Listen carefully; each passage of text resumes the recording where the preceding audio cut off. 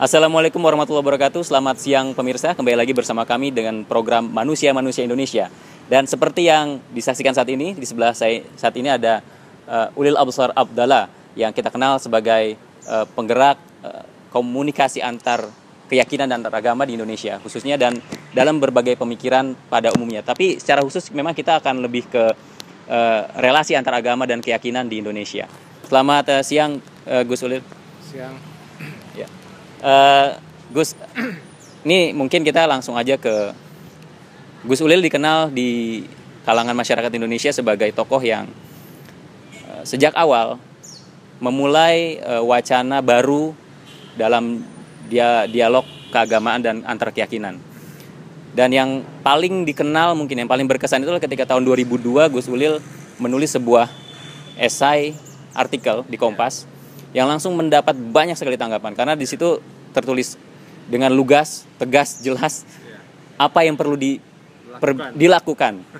Tapi sayangnya tanggapannya memang saya nggak tahu apakah waktu itu sesuai dengan bayangan Gus Ulil saat itu atau bahkan di luar bayangan. Saya tidak pernah membayangkan bahwa artikel di Kompas itu mendapatkan reaksi yang sekeras itu ya, seluas itu, dan sampai sekarang pun masih menjadi bahan pembicaraan di sebagian kalangan. Saya menulis artikel itu dengan niat yang ya sederhana aja. Saya berpikir bahwa ada hal-hal di dalam agama Islam yang harus dipikirkan ulang supaya ada perbaikan di dalam kondisi umat Islam, terutama yang berkaitan dengan masalah hubungan antar kelompok dalam Islam sendiri ya. Karena menurut saya konflik internal di dalam Islam itu jauh lebih berat mengatasinya daripada konflik yang terkait dengan hubungan antara umat Islam dengan umat yang lain, misalnya Kristen, Hindu atau yang lain ya. Karena biasanya konflik dalam rumah tangga itu jauh lebih berat mengatasinya. Karena itu saya mencoba untuk melakukan terobosan lah. Saya tidak mengira bahwa apa yang saya tulis itu kemudian reaksinya begitu keras. Saya juga kaget. Saya tidak pernah, ketika saya menulis artikel itu saya tidak punya pretensi atau niat apapun untuk menarik atau memicu sebuah kontroversi, enggak. Sama sekali enggak. Dan bagi saya itu artikel biasa saja, karena apa yang saya tulis itu sudah sering menjadi bahan diskusi kami di lingkungan teman-teman ya. Tidak ada yang spesial sebetulnya. Mungkin formula artikulasinya agak keras mungkin ya, agak keras. Setelah saya baca ulang memang artikel itu tajam sekali, memang tajam sekali, lugas ya. Ya, saya kaget aja. Terus, kalau dibandingkan dengan apa yang terjadi dengan Ahmad Wahid misalnya, dengan catatan hariannya, atau dengan Cak Nur dengan pembaruan keislaman kita itu, bedanya apa penyikapan publik dengan Ahmad Wahid, dengan Cak Nur, dan dengan masa periode Gus Ulil? Saya kira bedanya adalah mungkin karena itu dimuat di sebuah koran ya, yang tirasnya cukup besar, koran nasional, Kompas. Dan Kompas seringkali dipersepsikan sebagai koran Katolik ya. Kemudian juga artikel itu ditulis dengan nada yang sangat lugas, tidak ada basa-basi, tidak ada diplomasi sama sekali. Karena memang tujuan saya adalah saya kepingin mengemukakan ide saya se-clear mungkin supaya orang paham. Sementara kalau Anda baca tulisan-tulisan Cak Nur kan sangat ya, walaupun tidak akademis atau scholarly banget, tetapi lebih berputar-putar ya. Ada argumen yang bertakik-takik, ada logika yang berlapis-lapis gitu kan, sehingga tidak semua orang bisa mengakses tulisan Cak Nur secara langsung atau at once ya. Tapi kalau Anda baca tulisan saya di Kompas itu pendek, itu kayak statement of intent yang sangat jelas, dan saya sengaja memang ketika nulis itu saya kepingin Tulisan saya tidak mau berbahasa basi. Saya tidak mau memakai teori-teori yang macam-macam. Ya, this is what I'm thinking and I should speak it out. Jadi ya sudah, saya tulis saja. Nah, Wahib beda. Wahib itu menulis sebagai catatan harian, sebagai suatu diary ya. Dan ketika itu dirilis ke publik, dia sudah tidak ada. Memang menimbulkan pembicaraan, percakapan, kontroversi ya. Tetapi dia sudah tidak ada. Nah, saya dengan Cak Nur ketika menjadi perdebatan, pembicaraan, ya saya masih hidup, Cak Nur juga masih hidup. Mungkin tambahan satu lagi ya. Salah satu sumber kontroversinya adalah mungkin karena istilah Islam liberal. Istilah itu memang langsung menimbulkan reaksi yang luar biasa. Meskipun pada saat pertama kali kami menggunakan istilah Islam liberal ya, pada dasarnya istilah itu belum menjadi istilah yang terlalu dipersoalkan. Tapi lama-lama istilah itu kemudian dipersoalkan dengan keras sekali, sehingga sekarang ya begitu orang mendengar Islam liberal, mendengar nama saya itu langsung satu paket kan. Ulil, Islam liberal, liberalisme, itu satu paket itu. Di satu pihak itu bagus sebagai marketing karena itu langsung antara merek dengan isi langsung langsung seperti kata Marshall McLuhan, the medium is the message. Ya. Jadi bungkus dan cover itu langsung mengatakan mengenai isinya. Nah, itu yang tidak ada pada tokoh seperti Cak Nur kan. Karena sekularismenya kan sangat bermasalah ketika itu dianggap. Kalau sekularisasi kan itu adalah istilah, itu isi idenya. Tapi kan nama yang dipakai Cak Nur kan Paramadina. Sementara kalau ini kan jaringan Islam liberal. Jadi tagline-nya langsung mengatakan apa yang menjadi niat, isi dan gagasan. Oke, Gus. Tadi kan disebutkan memang Gus sendiri menyadari ketika kata liberal digunakan pertama kali itu adalah kata yang biasa saja saat itu ya. Dan memang kosakata itu sekarang menjadi vocabulary yang sangat berbeda di ranah kamus bahasa Indonesia. Jadi ketika orang menggunakan kata-kata liberal seolah-olah ada konotasi yang kenyataannya agak negatif gitu. Karena sebagian kalangan menilai kata-kata liberal adalah kata-kata yang seolah-olah tidak ada pagar-pagar di situ, tidak ada rambu-rambu, dan kita bisa berpikir apapun, bagaimanapun, dengan cara apapun. Dan itu apakah dulu juga terpikirkan saat itu ketika memilih nama itu akan, karena kan di luar negeri itu kan kata liberal adalah sebuah kata-kata yang tidak begitu menakutkan gitu. Teologi pembebasan. Kami tidak pernah memang menyangka bahwa istilah ini kemudian belakangan menjadi dirty word ya, menjadi kata-kata kotor yang tidak disukai. Tapi sekarang sudah menjadi kata-kata kotor kan, menjadi kata-kata yang image-nya buruk sekali. Apakah harus diganti? Saya mengatakan tidak, karena buat saya mungkin ini istilah yang notorious, tetapi itu hanya sebagian. Tapi sebagian yang lain adalah istilah ini itu membuat orang bertanya-tanya.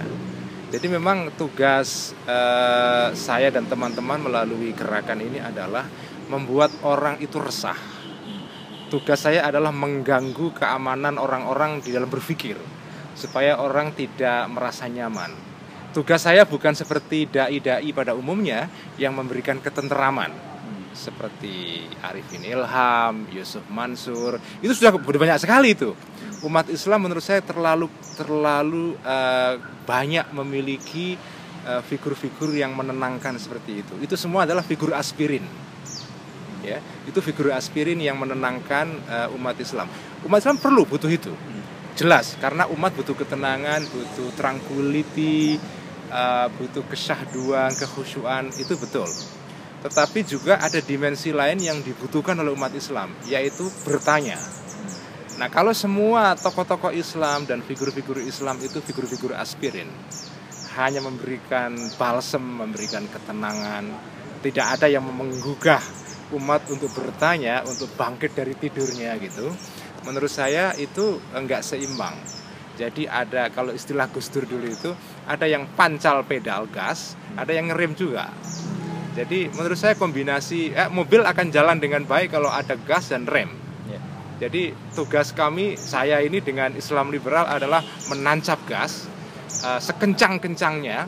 Dan saya ingin lihat sejauh mana mobil umat Islam ini bisa speednya bisa jalan. Sejauh mana. Kalau misalnya ini speed sekian kayaknya nggak kuat, ya direm saja. Gitu kan. Nah, tapi tugas ngerem ini bukan tugas kami, ini tugas MUI, tugas NU, tugas Muhammadiyah, tugas tokoh-tokoh yang selama ini menjadi penenang umat kan.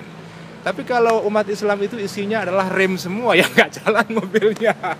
Yang menarik dari Gus Ulil kan faktor liberalisme itu berakar dari semacam kayak tradisionalismenya itu.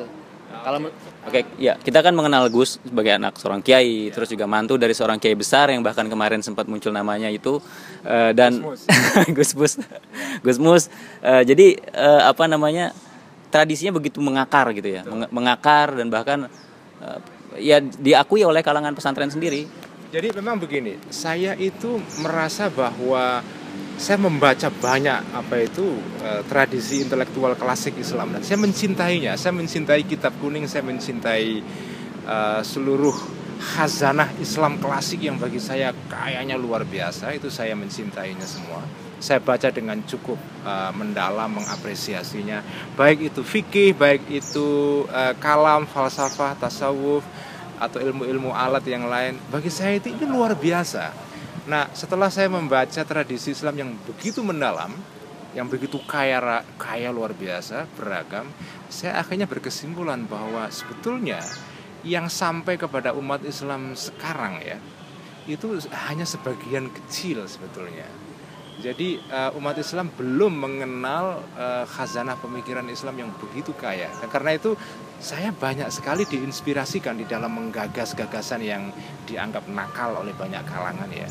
Itu sebetulnya sumber ilhamnya banyak dari para ulama-ulama klasik. Al-Ghazali sendiri, ada Ar-Razi, ada Ibnu Sina, ada Al-Farabi, Ibnu Khaldun. Kalau kita baca Ibnu Khaldun itu ampun itu luar biasa. Saya tidak bisa membayangkan bagaimana umat Islam yang melahirkan tokoh yang hebat seperti Ibnu Khaldun tiba-tiba sekarang kok seperti ini. Itu bagi saya itu nggak masuk akal itu. Ini ada kemerosotan ranking ya. Kalau ibarat pemain tenis gitu, ini dari ranking 1 Djokovic tiba-tiba dia merosot sampai ranking 1000. Jadi buat saya ini nggak bisa dibiarkan. Umat Islam dulu pernah punya orang seperti Ibnu Khaldun, Ibnu Rushd.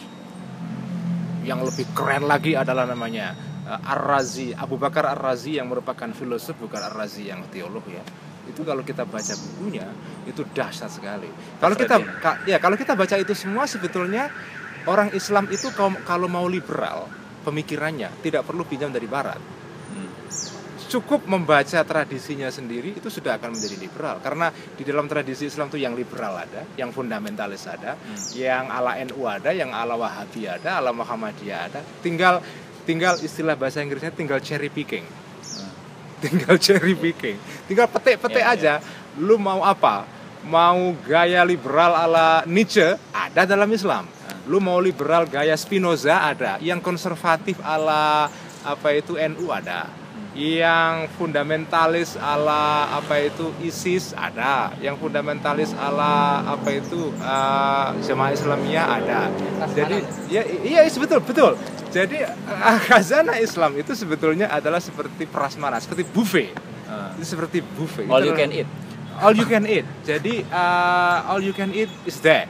Jadi itu yang buat saya sekarang ya umat Islam jarang yang tahu. Oke Gus, terus kalau kita melihat, maaf Gus, kita kan komunikasi lewat WhatsApp Gus ya. Di statusnya WhatsApp-nya Gus nih, mungkin kalau ini sifatnya private, cuman saya perlu sampaikan di sini, life begins at 40. Sementara tulisan Gus itu dulu kan dimulai tahun umur 35. Umur 35, life begins at 40, terus kita juga mengetahui ada jenjang sekian, sekarang sudah 13 tahun sejak tulisan itu muncul. Ada nggak sih refleksi baru dari tulisan yang lalu itu juga? Kenapa Gus Ulil melihat life begins at 40? Mungkin Nabi memang 40 tahun dan banyak yang lainnya juga tokoh dimulai usia 40 tahun, tapi apa yang pandangan Gus sendiri? Life begin at 40 menurut saya itu begini. Ketika saya nulis status itu adalah begitu Anda sudah sampai pada umur 40 tahun, itu everything is settled. Kamu nggak bisa berubah lagi. Kalau kamu pada umur 40 itu pikirannya adalah A atau B atau C, kamu akan seperti itu sampai akhir hayat. Artinya seperti sebuah kue dicetak sudah jadi ya sudah.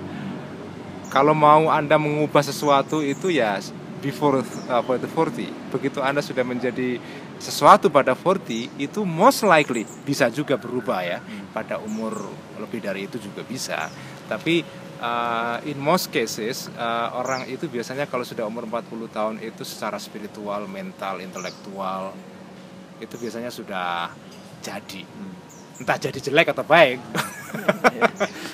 Tapi kalau sudah jadi ya sudah selesai. Anda tidak bisa mengubah secara fundamental, tapi ya bisa kasih ornamen-ornamen dikit-dikit lah ya, berubah-ubah, tapi perubahannya itu tidak radikal. Jadi kalau dalam bahasa Inggris disebut dengan tinkering.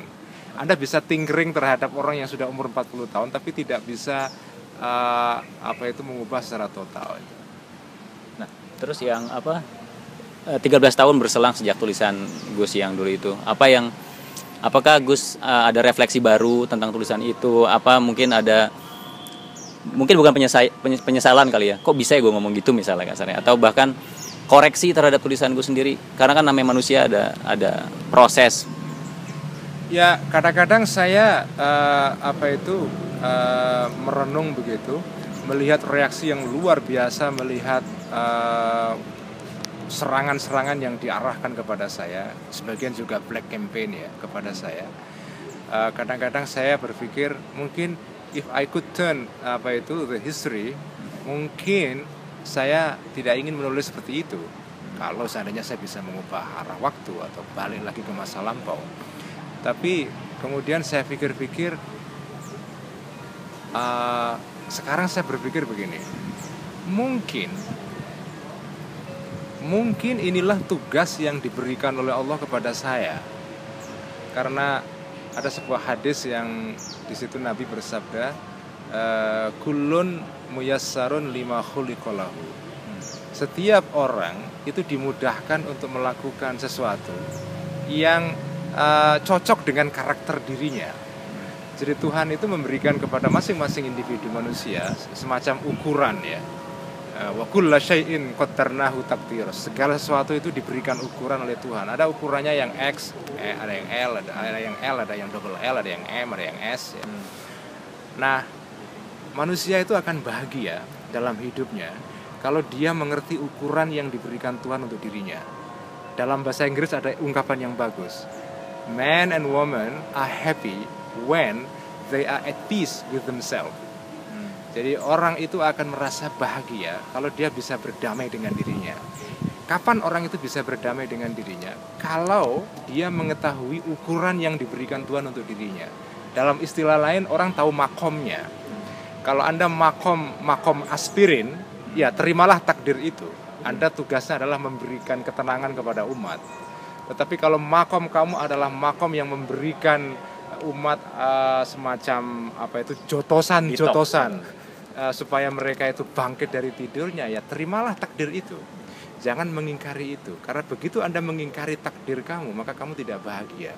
Jadi orang akan bahagia when people are at peace with themselves. Mereka merasa berdamai, tidak mengingkari dirinya, sehingga dia mencari sesuatu yang lain, sehingga dia tidak menjadi dirinya sendiri.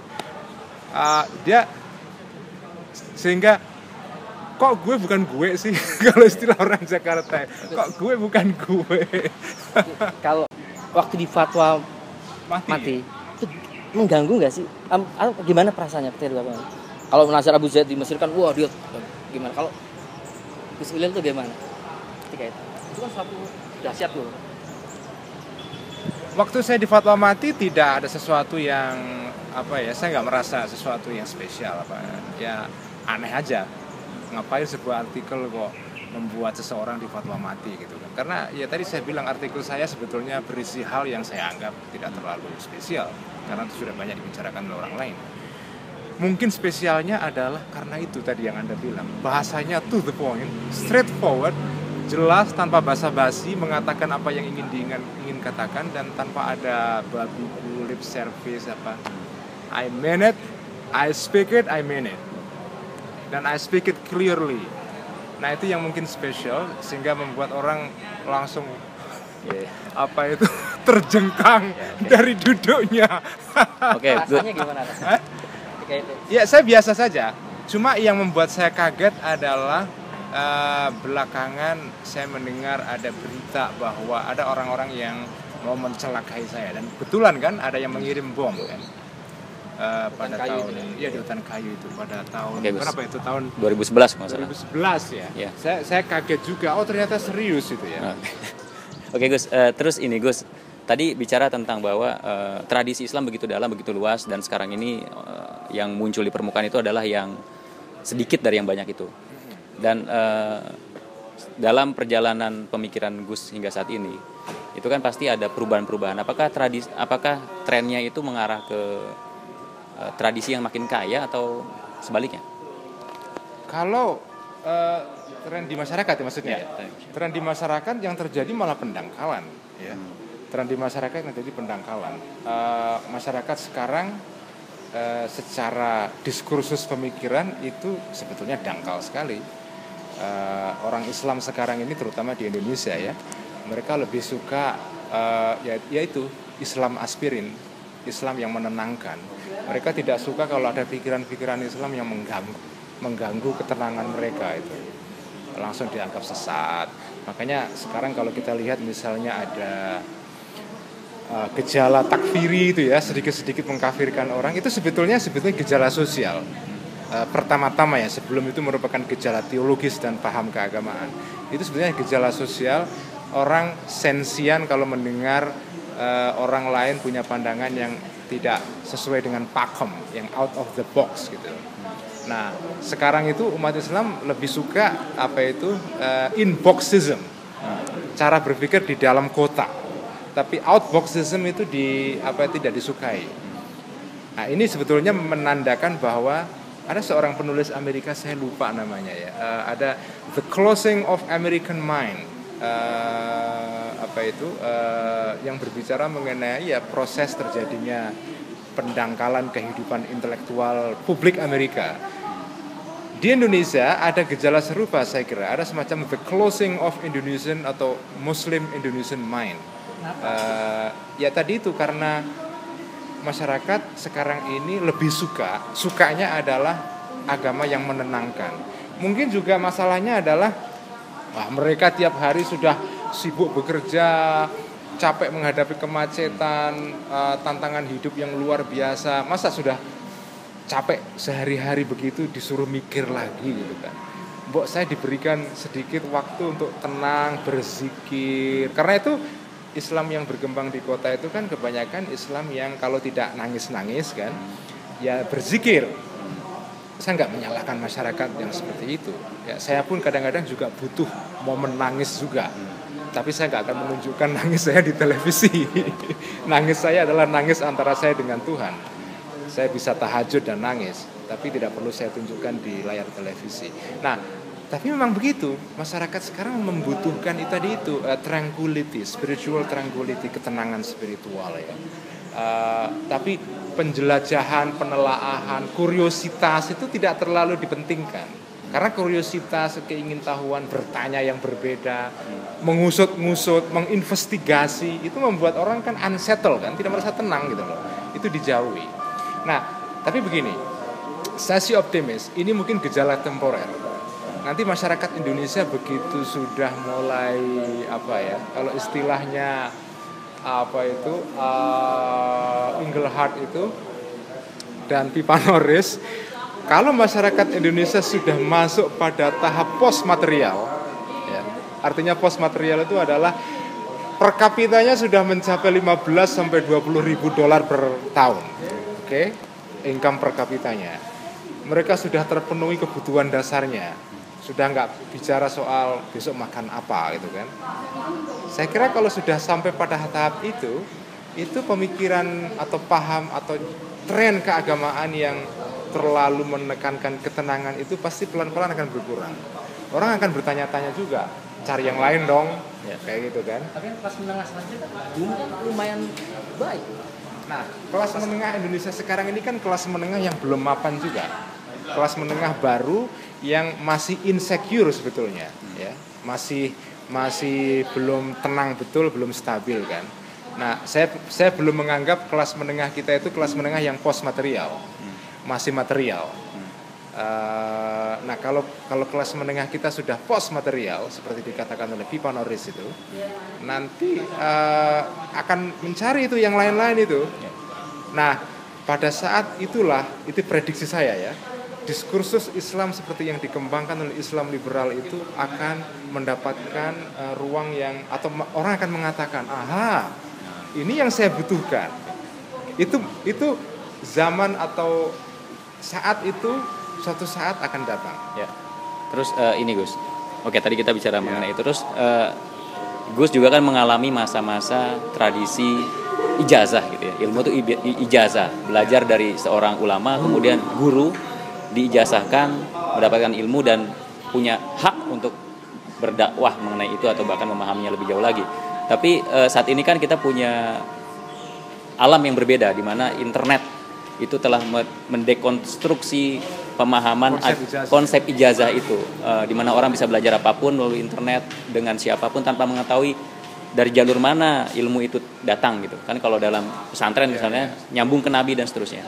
Nah, itu bagaimana Gus? Memang begini, saya juga meratapi dan menyesalkan ya hancurnya kosmologi tradisional ya, yang saya dulu pernah mengalaminya itu. Dalam kosmologi tradisional ini kan dunia itu adalah dunia yang kontinu, dunia yang bersambung terus menerus ya, dari satu generasi ke generasi berikutnya,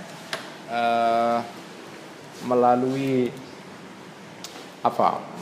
silsilah. Ya, melalui sanad kan? Ya, sanad. Melalui sanad itu. Nah, sekarang dunia itu hancur. Konsepsi sanad sekarang mulai pudar. Ya, masih dipertahankan di beberapa lingkungan di pesantren, masih di sejumlah komunitas yang mempertahankan tradisi itu masih ada. Tetapi secara umum sekarang ini konsepsi mengenai ijazah dan sanad itu sekarang mulai hancur. Digantikan oleh konsep ijazah yang baru, yaitu konsep ijazah yang lebih terlembaga dalam bentuk secara kertas diploma kan. Sebetulnya diploma itu ya konsep ijazah dan sanad, tapi dalam pengertian yang lebih rasional, lebih berbeda lah ya. Gus, ini bisa ke ruangan Gus ya? Ya.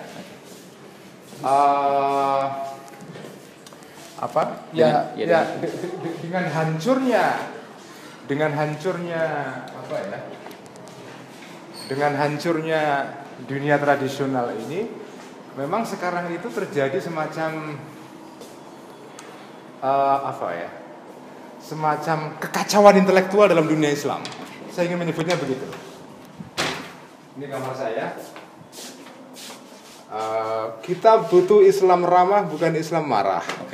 Ini gambar Nabi ketika Isra. Ini buruknya, menunjukkan bahwa penggambaran Nabi itu sebetulnya pernah terjadi banyak sekali dalam tradisi Islam. Ini gambar klasik dari Persia ya. Oke. Terus layaknya episteme liberal kan biasanya hanya mempengaruhi ya. Kemudian mereka mulai sadar masuk ke dunia politik. Tapi itu terlihat telat karena itu sudah dilakukan lebih dulu oleh kaum strukturalis misalnya.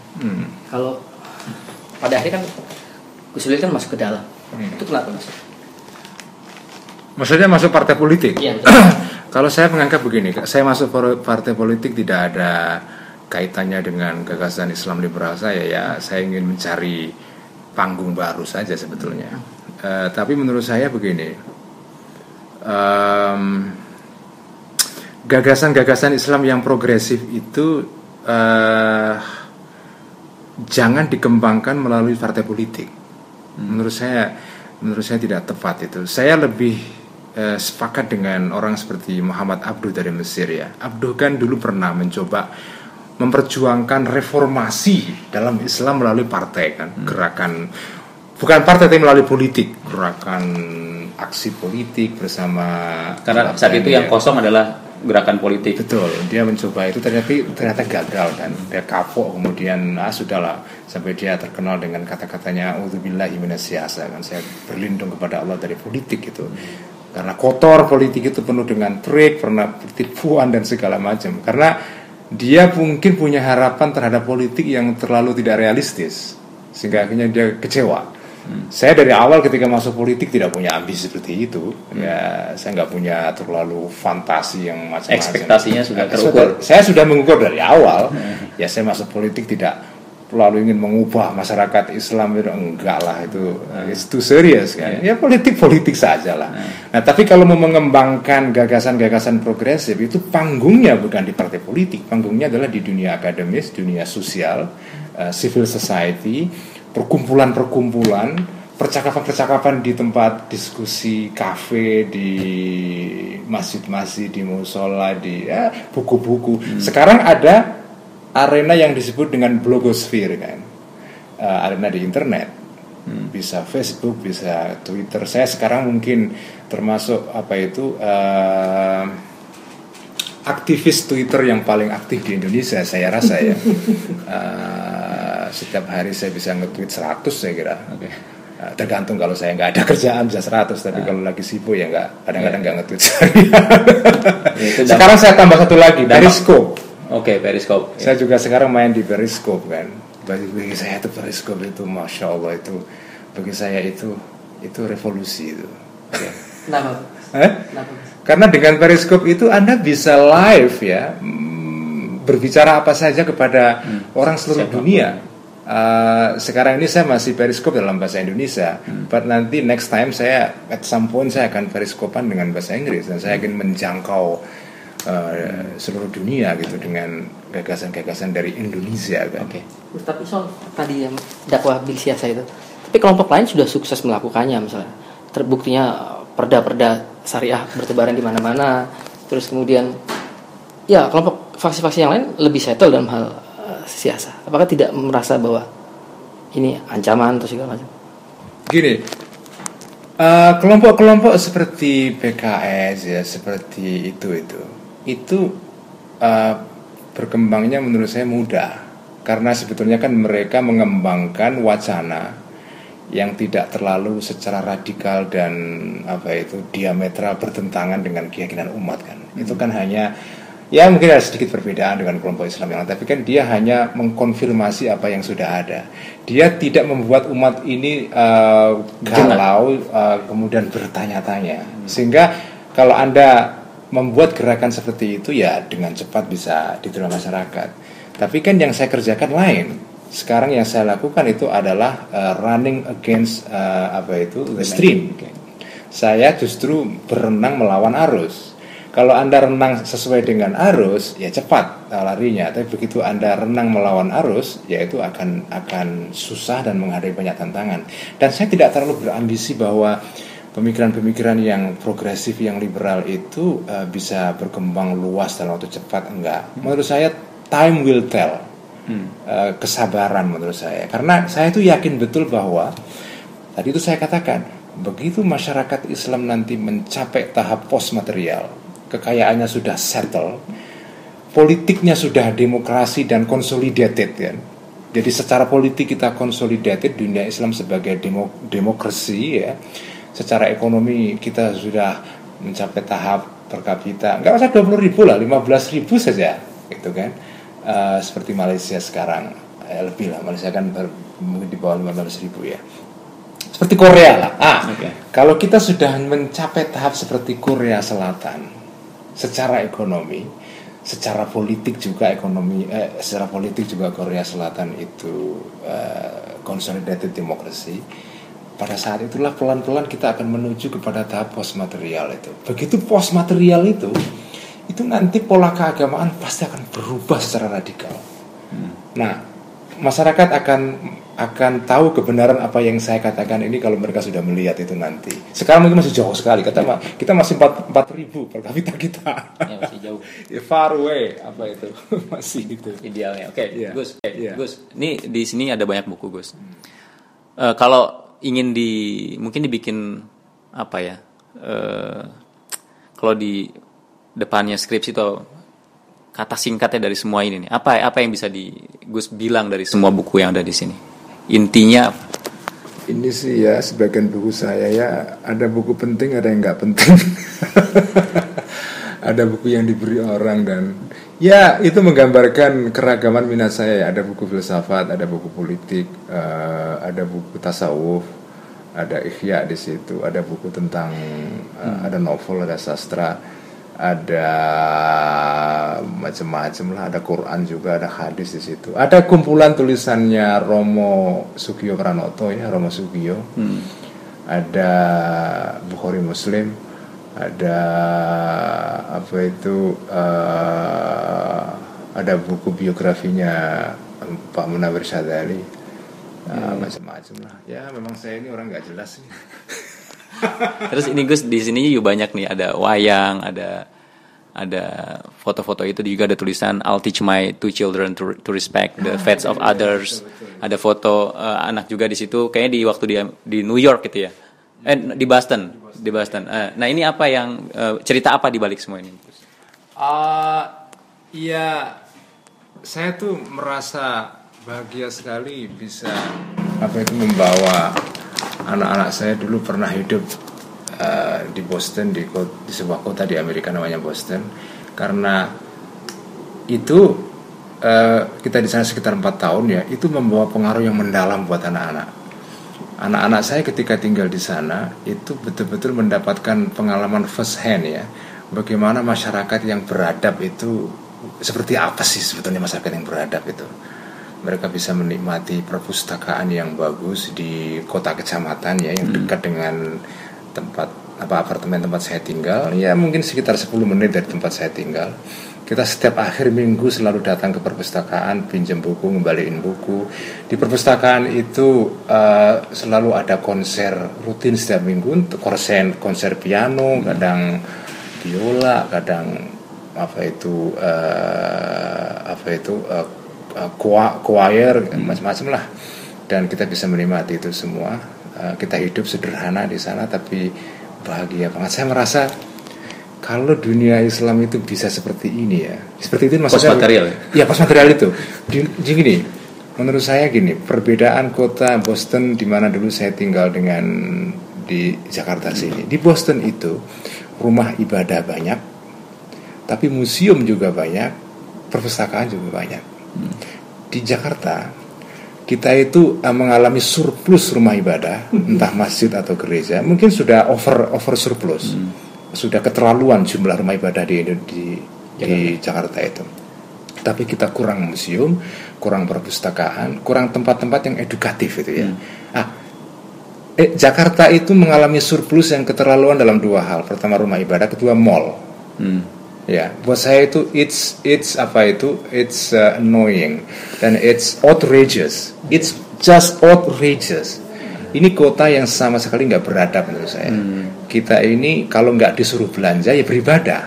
Tapi kita nggak menikmati sejarah, menikmati pemikiran. Karena manusia yang lengkap itu ya beribadah, ya belanja, tapi ya berpikir, ya merenung, ya menikmati sejarah melalui museum ya. Nah menurut saya ini kota yang, Jakarta adalah kota yang imbalance. Nah yang saya bayangkan tuh kayak Boston. Di sana masjid, ya tentu karena orang Islam tidak banyak, ya ada masjid banyak. Gereja itu pating, kalau orang Jawa bilang pating telecek ya. Di mana-mana ada gereja, bagus-bagus lagi.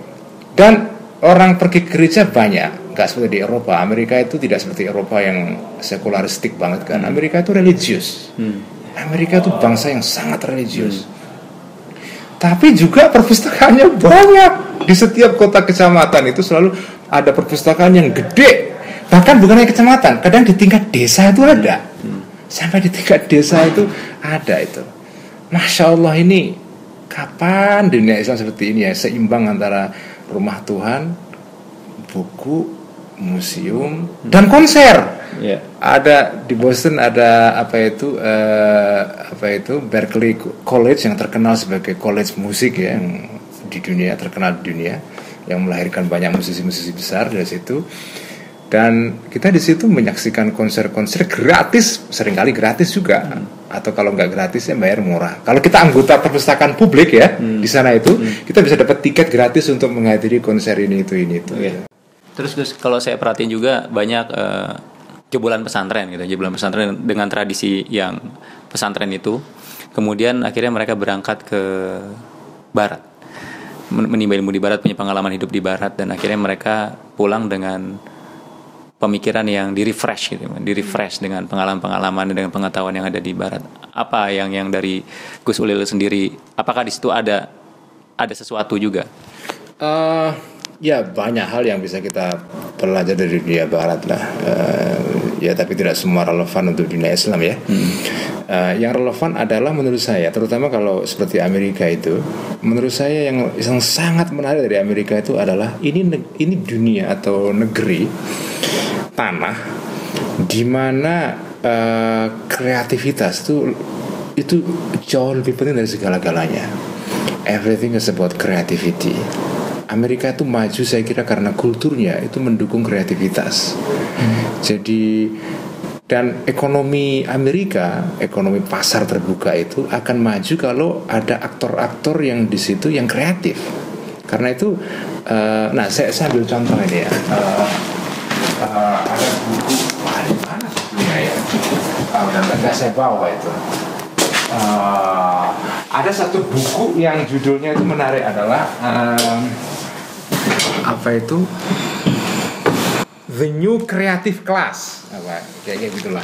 Jadi ada satu kelas sosial di masyarakat Amerika itu yang itu menjadi the engine of economic growth, menjadi mesin pertumbuhan ekonomi.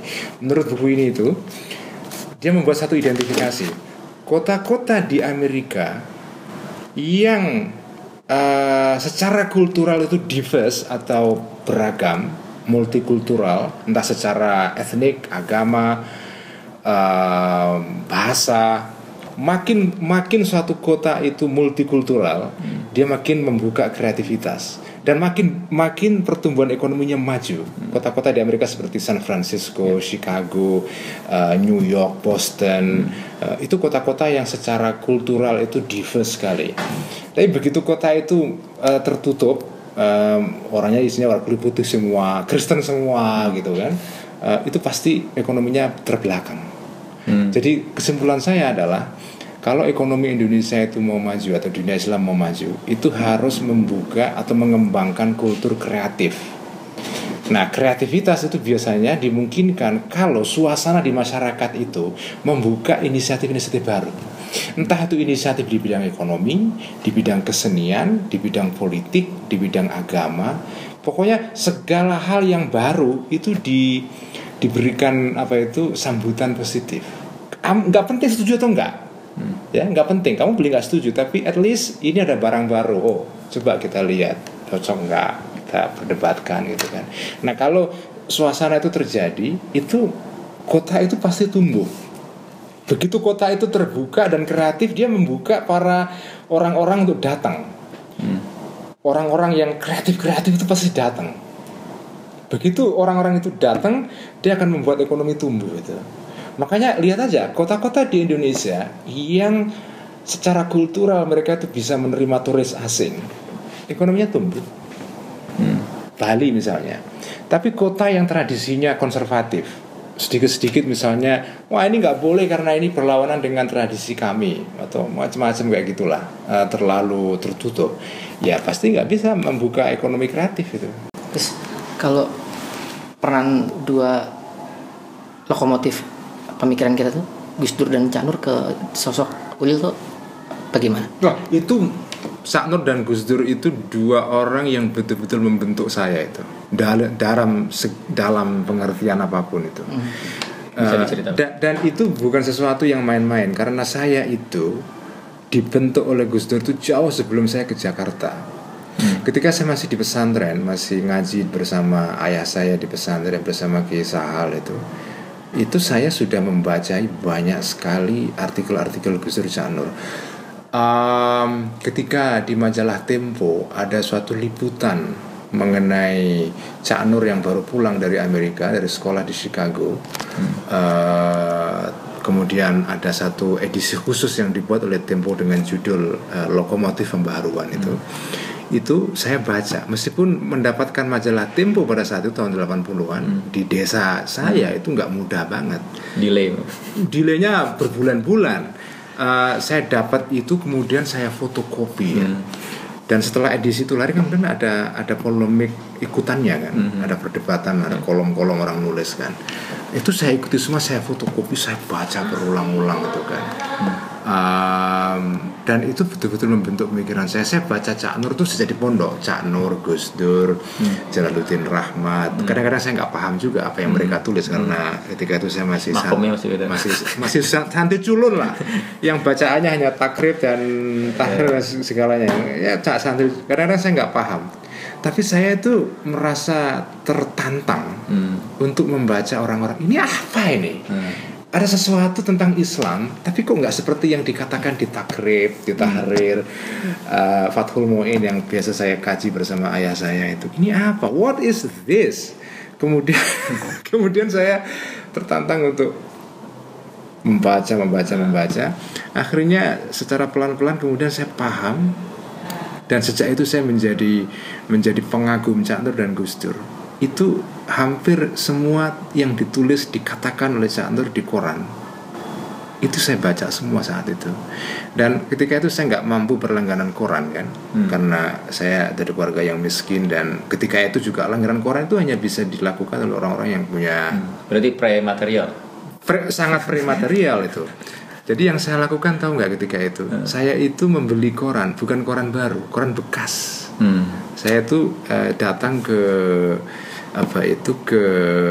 toko kelontong di kampung saya, yang biasalah toko kampung jual koran bekas kan. Saya pergi ke toko itu, ada langganan saya, dan saya memilih sendiri koran-koran edisi, misalnya ada kolom di situ yang bagus, saya beli, saya clipping itu.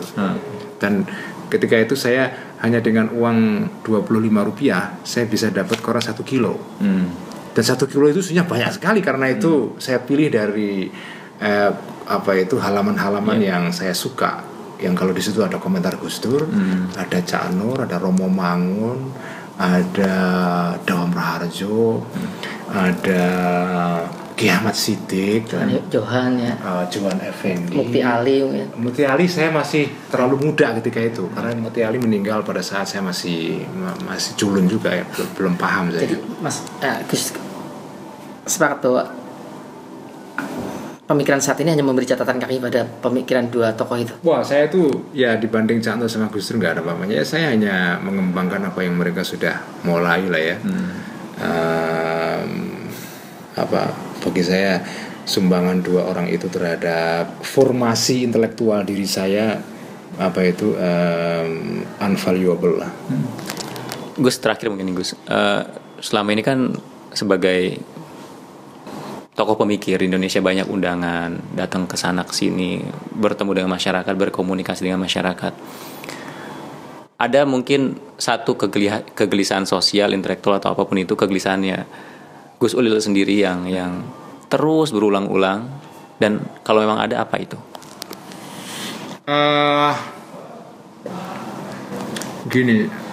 Sebetulnya sekarang itu undangan untuk saya berbicara di forum-forum akademis, forum-forum pemikiran ya, itu berkurang banyak sekali. Ada dua faktor. Yang pertama adalah karena saya masuk partai politik ya. Orang menganggap begitu saya masuk partai politik saya nggak peduli lagi dengan pemikiran Islam ya. Jadi sekarang undangan banyak berkurang. Atau mungkin karena orang tidak suka dengan afiliasi partai saya di Demokrat, karena kemarin SBY kan nggak disukai banyak orang dengan cara yang nggak fair menurut saya. Yang kedua, mungkin orang-orang juga sekarang takut mengundang saya karena takut mereka kena label liberal. Jadi sekarang ini label liberal seperti label PKI. Jadi orang tidak mau diidentifikasi dengan label ini, ketakutan itu. Belum lagi beberapa tempat atau kampus yang mengundang saya itu kemudian mereka juga disatroni oleh FPI misalnya ya, oleh kelompok-kelompok yang anti pemikiran saya, di demo, diancam. Saya pernah datang ke Undip itu,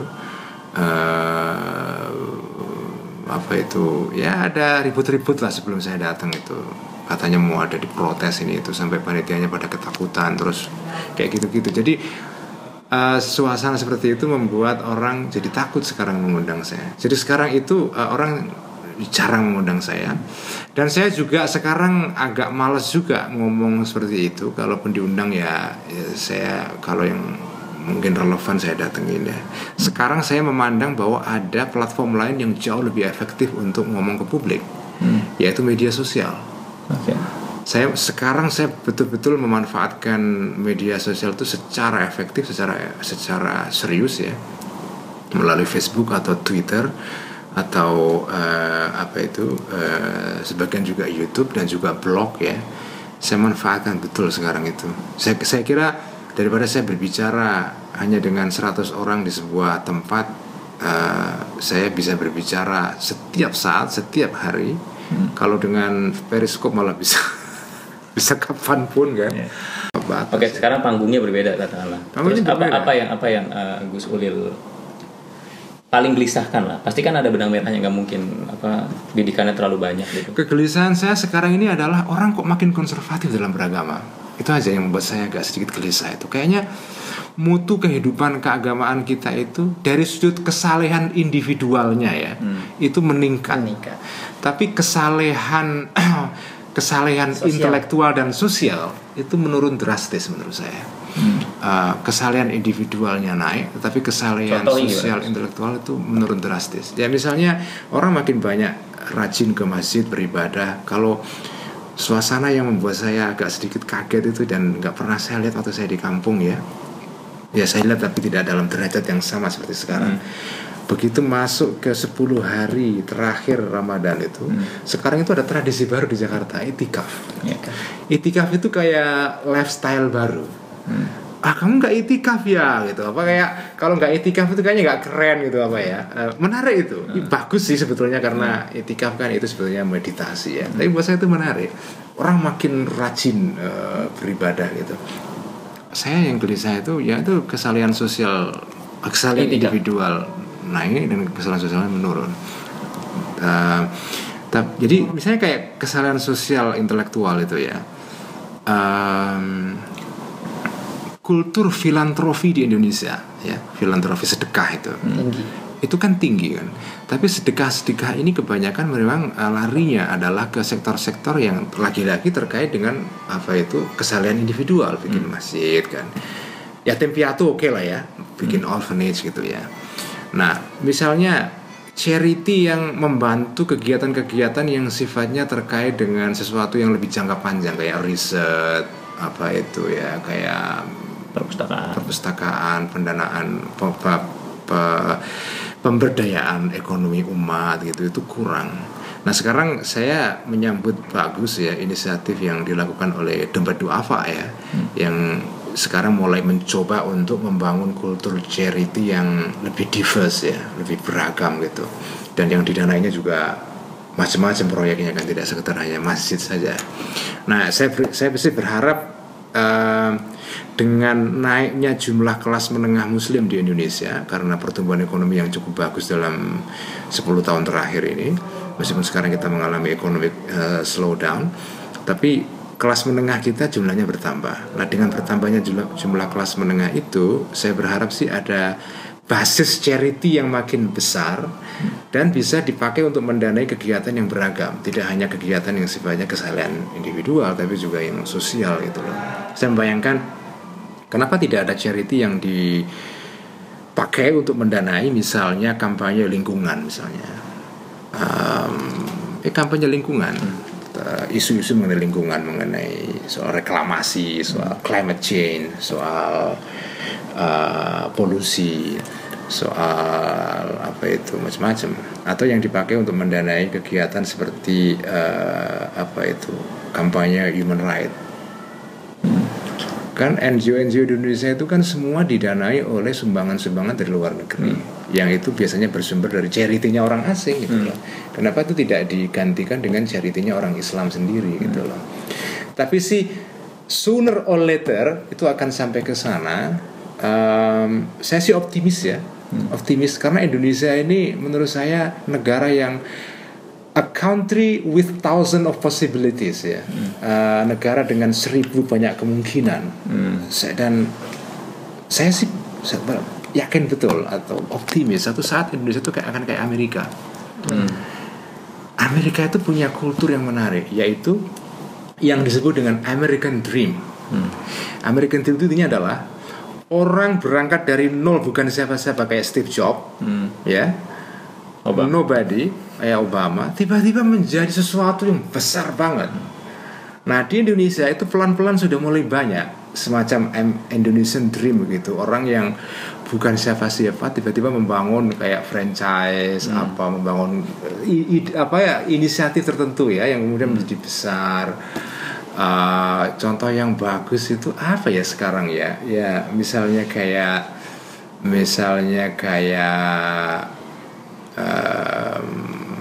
banyak inisiatif-inisiatif yang keren. Anak-anak muda sekarang itu luar biasa loh. Asal kulturnya itu mendukung ya, kondusif ya untuk tadi itu creativity itu. Tidak semua kota-kota di Indonesia itu mendukung kreativitas. Ada kota-kota yang mencurigai inisiatif baru itu. Oh ini nanti kayak gitu loh. Itu ada itu. Nah Jakarta itu kota yang sudah kondusif untuk kreativitas itu. Nah ancamannya memang Jakarta ini jangan sampai kemudian dibalik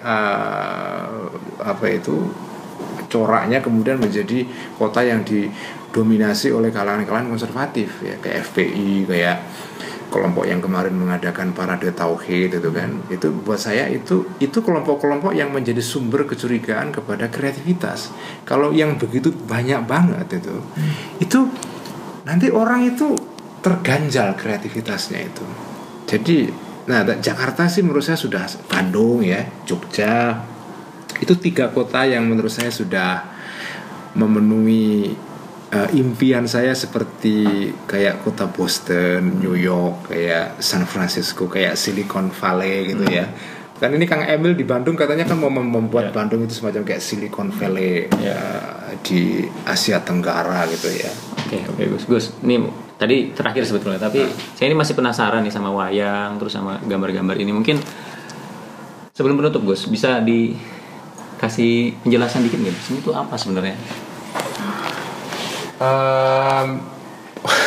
Ini wayang Arjuna ya. Saya senang tokoh wayang aja. Saya suka tokoh-tokoh wayang. Saya suka kejawen gitu ya. Saya suka tradisi Jawa. Saya juga menikmati gending-gending. Makanya itu saya pernah membuat satu inisiatif membaca Al-Quran dengan langgam gending Jawa kan. Karena saya suka banget tuh.